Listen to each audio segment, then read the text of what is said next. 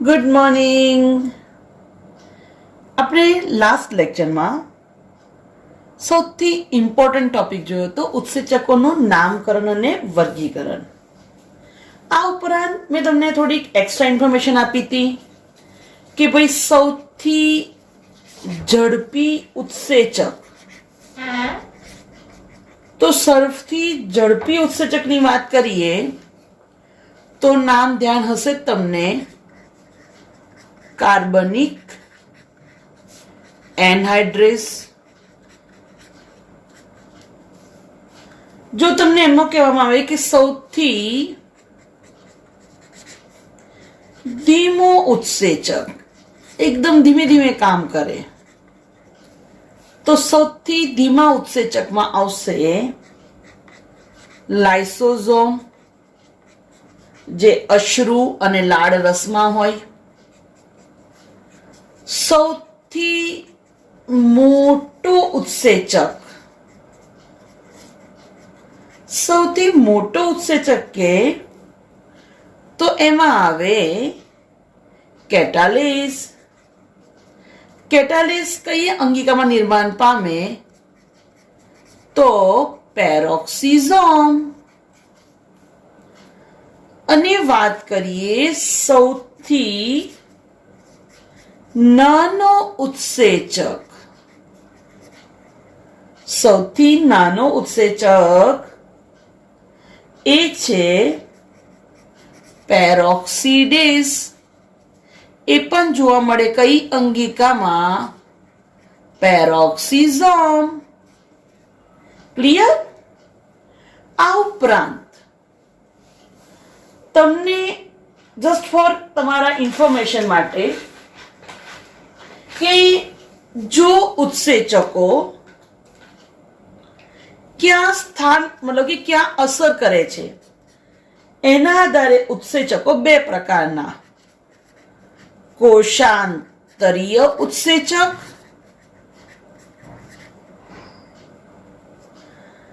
બરાબર, અને બીજું કોષ બાહ્ય અથવા બહિર્કોષીય ઉત્સેચક. કોશાંતરીય જે ઉત્સેચકો કોષની અંદર કાર્ય કરે, એનું સ્થાન ક્યાં છે, મતલબ કે ક્યાં પોતાની અસર દર્શાવે છે તો કોષની અંદર. જેમ કે તમને કહી દઉં તો ગ્લાયકોલિસિસ,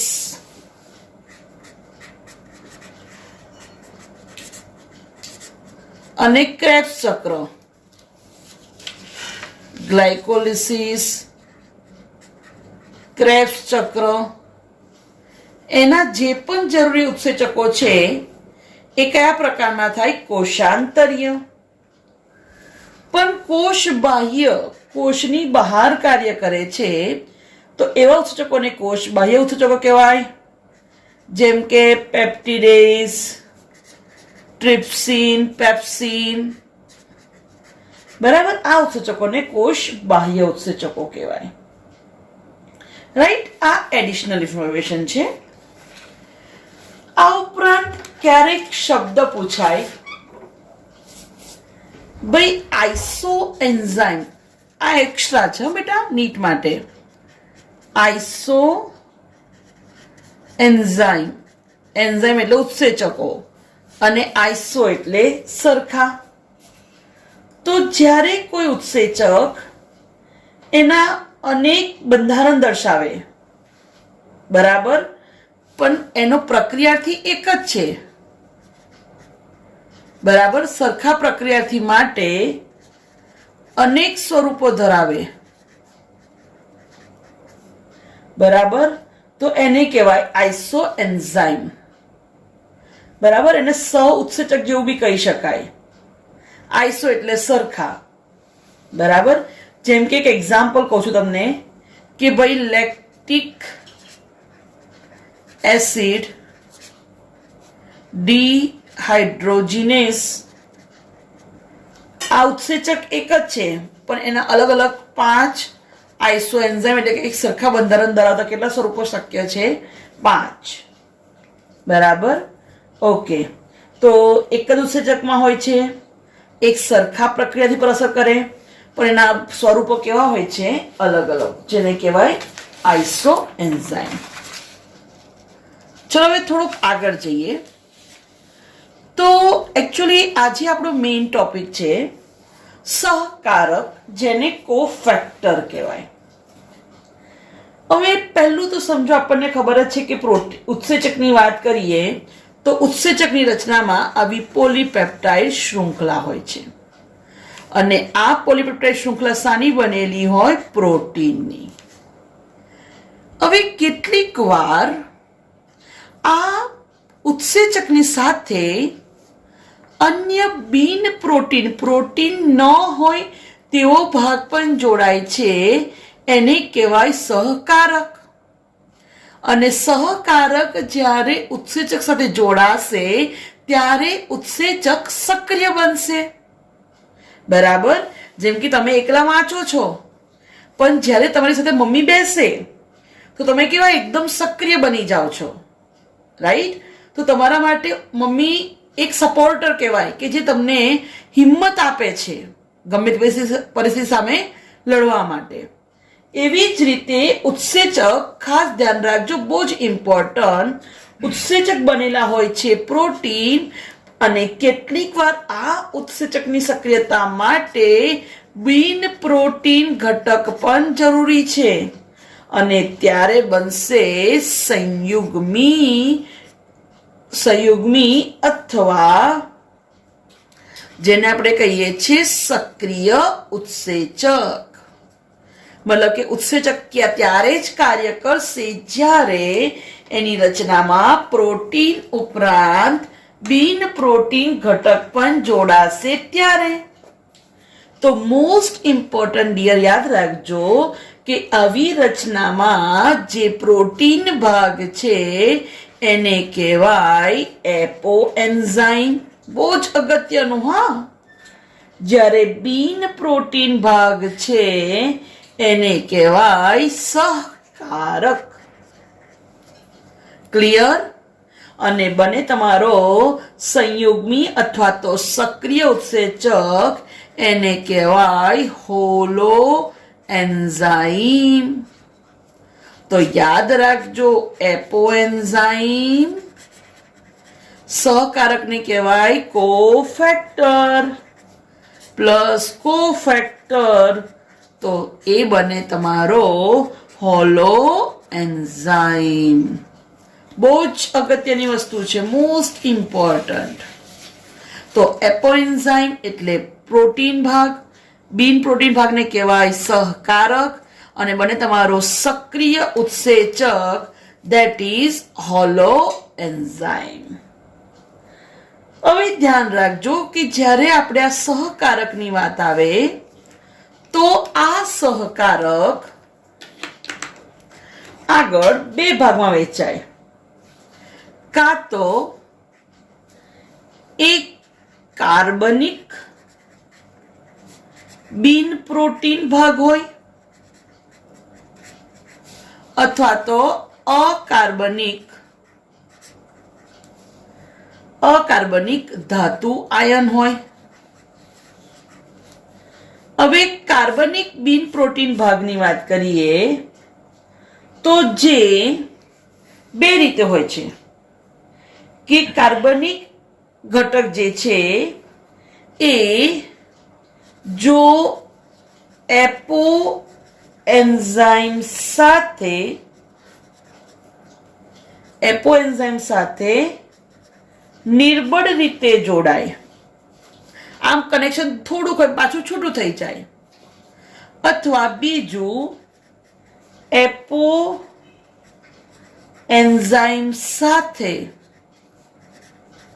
પ્રબળ બંધથી જોડાય.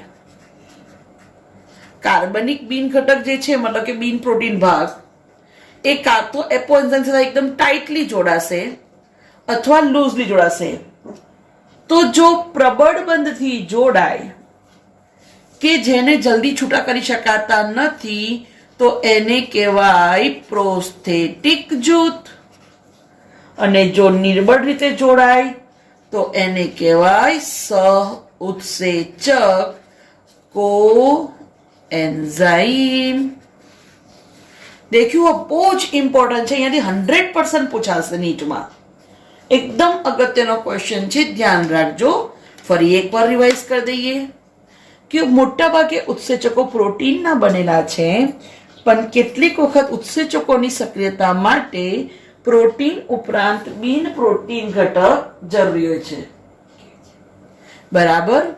અને જ્યારે પ્રોટીન સાથે બિન પ્રોટીન ઘટક જોડાય ત્યારે એ ઉત્સેચક સક્રિય બને છે.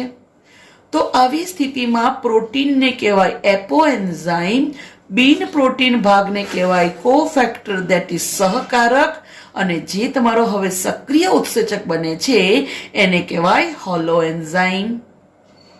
રાઈટ. હવે આ જે સહકારક છે, સહકારક તરીકે કાં તો પ્રોટીન ખરો પણ કાર્બનિક ભાગ પણ હોઈ શકે અથવા અકાર્બનિક ભાગ હોઈ શકે. તો કાર્બનિક બિન પ્રોટીન ભાગ હોય તો એના પણ બે ઓપ્શન, કે કાર્બનિક આ બિન પ્રોટીન ભાગ જે છે, આ બિન પ્રોટીન ભાગ પ્રોટીન ભાગ ધેટ ઇઝ એપોએન્ઝાઇમ, એની સાથે કાં તો નિર્બળ બંધ કાચી ભાઈબંધી અથવા પ્રબળ બંધ પાક્કી ભાઈબંધી. રાઈટ. તો એ એપોએન્ઝાઇમ સાથે જો નિર્બળ બંધથી જોડાય તો એને કહેવાય સહ ઉત્સેચક અથવા કોએન્ઝાઇમ, અને પ્રબળ બંધથી જોડાય તો એને કહેવાય પ્રોસ્થેટિક જૂથ. શું કહેવાય એને? પ્રોસ્થેટિક જૂથ. ધ્યાન રાખજો આટલું. બરાબર. ઓકે, ચલો હવે આગળ જોઈએ. તો આટલું ખબર પડી ગઈ, આખી હિન્ટ મેં તમને આપી દીધી. તો જોઈ લો, સહકારક મેં તમને કીધું 3 પ્રકારના પ્રોસ્થેટિક જૂથ, સહઉત્સેચક અને ધાતુ આયન. બતાવ્યું ને આપણે, જો કીધું ને કે સહકારક 3 પ્રકારે, સહઉત્સેચક, પ્રોસ્થેટિક જૂથ અને ધાતુ આયન. આ વસ્તુ ખાસ ધ્યાન રાખજો હો, બહુ જ ઇમ્પોર્ટન્ટ છે, કારણ કે આ આખી તમારી થિયરીનો બેઝ છે. આટલું સમજણ પડી ગઈ એટલે બધું જ આવડ્યું કે ભાઈ પ્રોટીન ભાગને કહેવાય એપોએન્ઝાઇમ, બિન પ્રોટીન ભાગને સહકારક, અને બનશે તમારો હોલો એન્ઝાઇમ, તમારો સક્રિય ઉત્સેચક.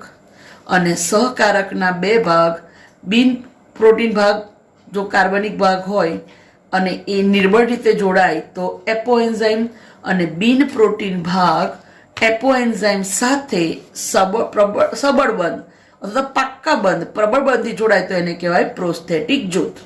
નિર્બળ રીતે જોડાય મતલબ શું? કે જેને સહેલાઈથી દૂર કરી શકાય. અને પ્રબળ બંધ એટલે બંધ એટલો મજબૂત હોય છે કે જેને સહેલાઈથી તોડી શકાતો નથી, દૂર કરી શકાતો નથી. બરાબર. ઓકે, તો આવી ગયું 3 પ્રકાર, પ્રોસ્થેટિક જૂથ, સહઉત્સેચક અને ધાતુ આયન. પ્રોસ્થેટિક સમૂહ વાત કરી. બરાબર. તો એ એપોએન્ઝાઇમ સાથે મેં હમણાં જ કીધું કે બંધથી જોડાય, પ્રબળ બંધથી. હવે અહીંયા એક ઉદાહરણ આપ્યું છે કે ઉત્સેચકનું નામ આપ્યું છે પેરોક્સાઇડેઝ અને કેટાલેઝ. તો પેરોક્સાઇડેઝ અને કેટાલેઝ શું કાર્ય કરે છે? તો હાઇડ્રોજન પેરોક્સાઇડ એટલે H2O2, તો એનું વિઘટન કરે છે. શામાં? ઓક્સિજન અને પાણીમાં. ખ્યાલ આવી ગયો? બરાબર. તો પેરોક્સાઇડેઝ અને કેટાલેઝ, હાઇડ્રોજન પેરોક્સાઇડ H2O2 એનું વિભાજન કરે છે ઓક્સિજન અને પાણીમાં. કયું ઉત્સેચક? પેરોક્સાઇડેઝ. બરાબર. અને બીજો ઉત્સેચકનું શું નામ આપ્યું? કેટાલેઝ. અને એવું કહેવાય છે કે તેમાં હિમ પ્રોસ્થેટિક જૂથ હોય છે. કયું? હિમ. હિમ પ્રોસ્થેટિક સમૂહ હોય છે જે ઉત્સેચકોની સક્રિયતા માટેનો એક ભાગ છે. મતલબ કે પેરોક્સાઇડેઝ અને કેટાલેઝ આ પ્રક્રિયાને સક્રિય બનાવશે. પેરોક્સાઇડ, હાઇડ્રોજન પેરોક્સાઇડ H2O2 એનું ઓક્સિજન અને H2O માં વિખંડન કરશે, પણ આ જે ઉત્સેચકો છે એની સક્રિયતા માટે કયું પ્રોસ્થેટિક જૂથ હોય છે? હિમ. મતલબ હિમ આની સાથે જોડાશે ત્યારે આ સક્રિય બનશે ઉત્સેચક. ઉત્સેચકની સક્રિયતા માટે હિમ જરૂરી છે. હવે બીજું એવું કહેવાય છે કે આ પતી ગઈ વાત કોની? પ્રોસ્થેટિક સમૂહ. કેવા બંધથી જોડાય? તો આપણને ખબર પડી ગઈ પ્રબળ બંધથી. અને મેં તમને કીધું કે જો નિર્બળ બંધથી જોડાય તો એને કહેવાય ઉત્સેચક. એનું જોડાણ કેવું હોય? ક્ષણિક. અથવા મેં તમને કીધું નિર્બળ બંધ. રાઈટ? તો પ્રોસ્થેટિક સમૂહ પ યાદ રાખવાનું. પ્રોસ્થેટિક સમૂહ એટલે કેવો બંધ? પ્રબળ બંધ. ઉત્સેચક કેવો બંધ? ક્ષણિક જોડાણ એટલે બંધ નિર્બળ, ગમે ત્યારે તૂટી શકે. બરાબર? તો ફરી એકવાર ધ્યાન રાખજો, ઉત્સેચકો પ્રોટીનના બનેલા છે. કેટલીક વખત એની સક્રિયતા માટે બિન પ્રોટીન ઘટક જોઈએ, એને કહેવાય સહકારક. બિન પ્રોટીન ઘટક 3 પ્રકારના હોય: પ્રોસ્થેટિક જૂથ, સહ ઉત્સેચક અને ધાતુ આયન. હવે એમાં આપણને ખબર છે કે ભાઈ પ્રોટીન ભાગને કહેવાય એપોએન્ઝાઇમ. બરાબર ને? પ્રોટીન ભાગને શું કહેવાય? એપોએન્ઝાઇમ. તો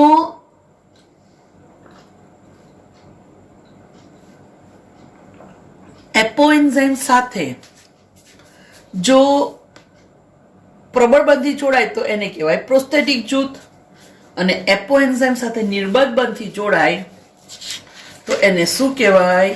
યાદ રાખજો, સહઉત્સેચક. ક્લિયર?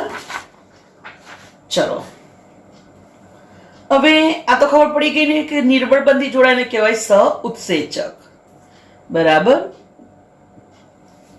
તો સહઉત્સેચક વિવિધ ઉત્સેચકીય પ્રક્રિયાઓમાં સહકારક તરીકે વર્તે છે. બરાબર? મતલબ કે વર્તે છે. સાચી વાત છે ને? ઉત્સેચકોને સક્રિય કરવા માટે સહકારકોની જરૂર હોય છે અને સહકારક તરીકે સહઉત્સેચક વર્તે છે. હવે સહઉત્સેચક મોસ્ટ ઇમ્પોર્ટન્ટ, બહુ જ પૂછાય છે આ ક્વેશ્ચન, અને નીટમાં પૂછાયેલો છે કે ભાઈ સહઉત્સેચકોનો મુખ્ય રાસાયણિક ઘટક કોણ હોય છે? વિટામિન. બરાબર? તો ધ્યાન રાખજો, સહઉત્સેચક NAD જેનું ફૂલ ફોર્મ છે નિકોટિનેમાઇડ એડેનાઇન ડાઇન્યુક્લિયોટાઇડ, અને એની પાછળ લગાડ દો P તો બની જાય NADP. NADP. બરાબર? નિકોટિનેમાઇડ એડેનાઇન ડાઇન્યુક્લિયોટાઇડ ફોસ્ફેટ. તો NAD અને NADP આ બંને સહ ઉત્સેચકો ધરાવે છે વિટામિન. કયો વિટામિન? યાદ રાખજો, નિએસિન. રાઈટ? કયો વિટામિન ધરાવે? નિએસિન. નાયાસિન પણ કહેવાય, અને નિયાસિન મતલબ વિટામિન B3. સમજણ પડી ગઈ? ઓકે, ચલો હવે થોડુંક એડિશનલ કરાવી દઉં આમાં તમને. આપણી બુકમાં નથી પણ તમારી એક્સ્ટ્રા ઇન્ફોર્મેશન માટે. તો ધ્યાન રાખજો કે જ્યારે વાત કરીએ NAD NADP તો એમાં સહઉત્સેચક હોય છે નિએસિન, નાયસિન, that is વિટામિન B3. એવું જ FAD, ફ્લેવિન, એડેનાઇન ડાઇન્યુક્લિયોટાઇડ. એની રચનામાં હોય છે વિટામિન રિબોફ્લેવિન, જેને કહેવાય વિટામિન B2. આ B3 હા, બરાબર. એવું જ છે FMN, that is flavin mono. Flavin, M means mono, N means nucleotide. એની રચનામાં એ જ રિબોફ્લેવિન વિટામિન B2. ચલો નેક્સ્ટ, ત્રીજો સૌત્સેચક TPP થિયામીન પાયરોફોસ્ફેટ, જેની રચનામાં હોય છે થિયામાઇન, that is vitamin B1, right. એવું જ છે કોએન્ઝાઇમ A, એના માટે હોય છે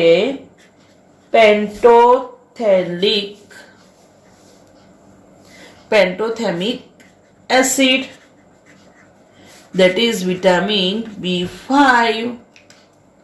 અને last extra coenzyme Q, Q કહેવાય કોએન્ઝાઇમ A. એવી જ રીતે સહઉત્સેચક Q, સહઉત્સેચક A, એના માટે હોય છે યુબીક્વિનોન. તો દેખો આ બહુ જ ઇમ્પોર્ટન્ટ છે, ખાસ પૂછાય છે કે ભાઈ કયા સહઉત્સેચકો અથવા સ્વઉત્સેચકો શું ધરાવે છે, ખાસ ધ્યાન રાખજો. તો સહઉત્સેચકો જેમ કે આપણી બુકમાં તો એક જ એક્ઝામ્પલ છે કે ભાઈ NAD નિકોટિનેમાઇડ એડેનાઇન ડાઇન્યુક્લિયોટાઇડ, અથવા NADP નિકોટિનેમાઇડ એડેનાઇન ડાઇન્યુક્લિયોટાઇડ ફોસ્ફેટ. એ ધરાવે છે કયું વિટામિન? નિએસિન. બરાબર.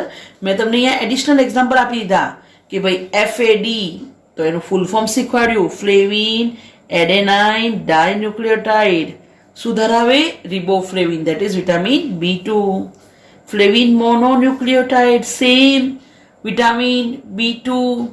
thiamine pyrophosphate, thiamine B1, and coenzyme A, pentothamic acid B5, right? અને coenzyme Q. યાદ રહેશે ને? આટલું નીટ માટે ઇમ્પોર્ટન્ટ છે, ધ્યાન રાખજો.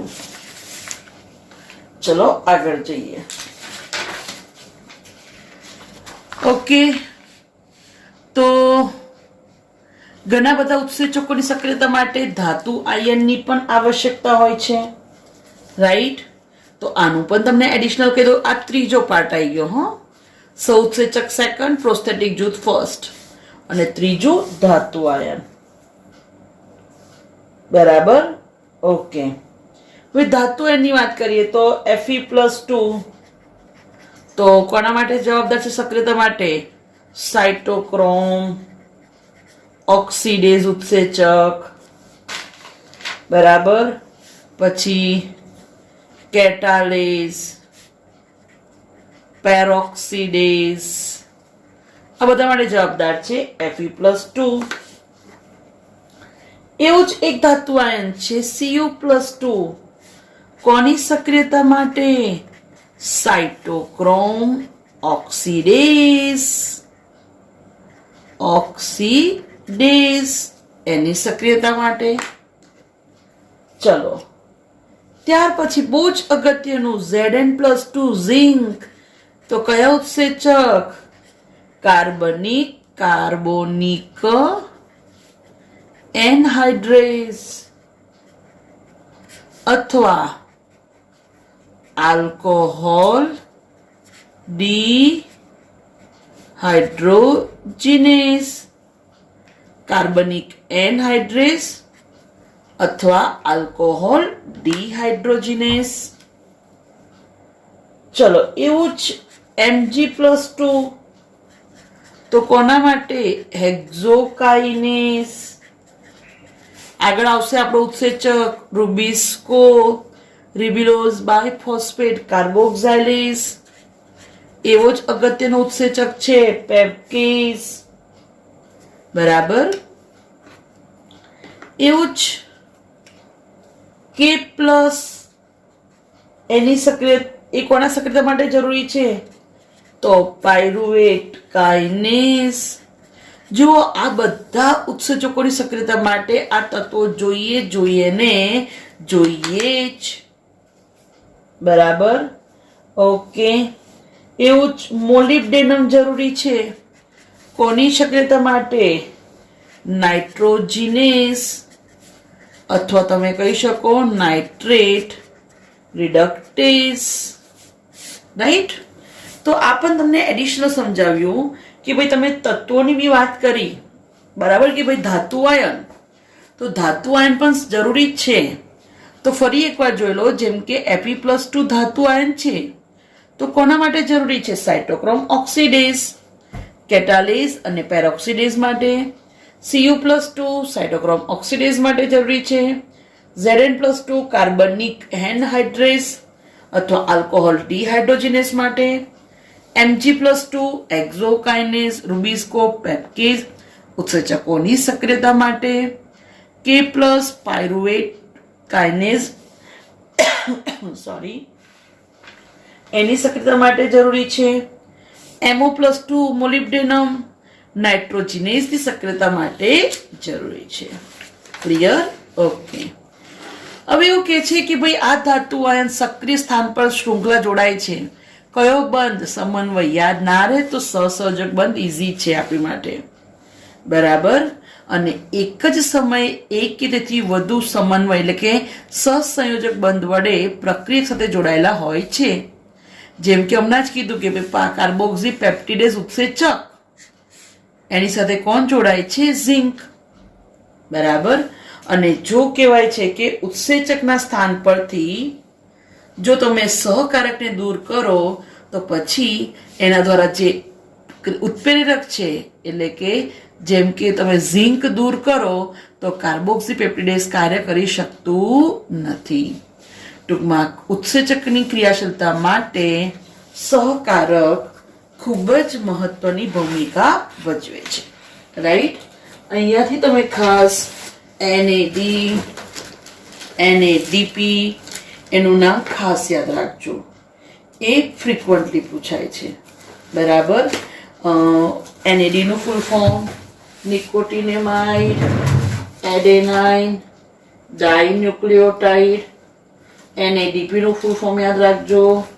નિકોટિનેમાઇડ એડેનાઇન ડાઇન્યુક્લિયોટાઇડ ફોસ્ફેટ. બરાબર. પછી મેં તમને સમજાવ્યું એડિશનલ કે ભાઈ કયા ઉત્સેચકની ક્રિયાશીલતા માટે કોણ જરૂરી છે. બરાબર. તો એ પણ ધ્યાન રાખવાનું. ઓકે. હવે થોડુંક ફરી એકવાર યાદ કરાવી દઉં કે ધ્યાન રાખજો કે મેં તમને સમજાવ્યું કે ભાઈ કયા ઉત્સેચક માટે કોણ જરૂરી છે. બરાબર. તો એ તો આપણે સમજ્યા કે ભાઈ સાઇટોક્રોમ ઓક્સિડેઝ માટે Fe+2, કેટાલેઝ માટે Fe+2. બરાબર. ઓકે. તો જેવી રીતે એક ઉત્સેચક માટે એક આયન જરૂરી છે એ વસ્તુ તો બરાબર જ છે. બરાબર. પણ ઘણી વખત એક ઉત્સેચક માટે એક કરતા વધારે તત્વો પણ જરૂરી છે. જેમ કે તમને કહી દઉં કે ઇનોલેસ. તો ઇનોલેસ કોની હાજરીમાં સક્રિય થાય? તો Mg+2, Mn+2 અને Zn+2. બરાબર. ઓકે. ધ્યાન રાખજો. એવી જ રીતે વાત કરીએ કેલ્શિયમ Ca+2. બરાબર. તો એક તત્વ એક કરતા વધારે ઉત્સેચકોની ક્રિયાશીલતા માટે જવાબદાર હોઈ શકે છે. જેમ કે કેલ્શિયમ જવાબદાર છે કોના માટે? તો નાઇટ્રિક ઓક્સાઇડ સિન્થેટેસ. બીજું છે પ્રોટીન ફોસ્ફેટેસ. રાઈટ. ખ્યાલ આવી ગયો? બરાબર. તો આ સૌથી અગત્યની વસ્તુ થઈ ગઈ તમારી સહકારક, અને આમાંથી 100% પૂછવાના ચાન્સીસ છે અને બહુ જ અગત્યનો ક્વેશ્ચન છે, તો ધ્યાન રાખજો. બરાબર. ઓકે સ્ટુડન્ટ્સ, મારું લેક્ચર ગમ્યું હોય તો પ્લીઝ લાઈક કરજો, શેર કરજો, મારી ચેનલને સબસ્ક્રાઈબ કરજો, અને તમારા ફ્રેન્ડ્સ જે લોકો હજુ જોઈન નથી થયા તો મને તમે મેસેજ મોકલજો. હું તમને બધા જ આગળના વિડીયોઝ અને લેક્ચર મોકલી આપીશ, અને આટલી નોટ્સ બનાવીને મને વોટ્સઅપ કરજો. Okay, thank you.